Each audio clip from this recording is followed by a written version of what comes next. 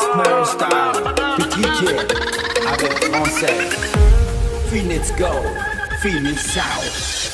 បងទៅបួងវត្តណាអូនតាមរកមិនឃើញសោះចិត្តអូននៅតែចាំមិនដឹងបងនៅទីណា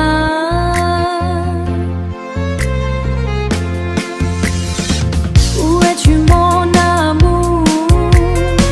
Tu es parti sans retour.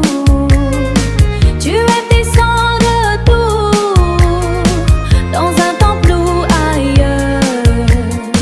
Tu as pris mon cœur pour vrai. Cho yêu bóng băng chất souvenir dans ma tête.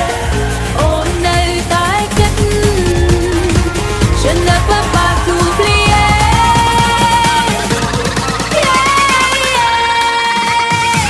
Shut up, boom boom, remix.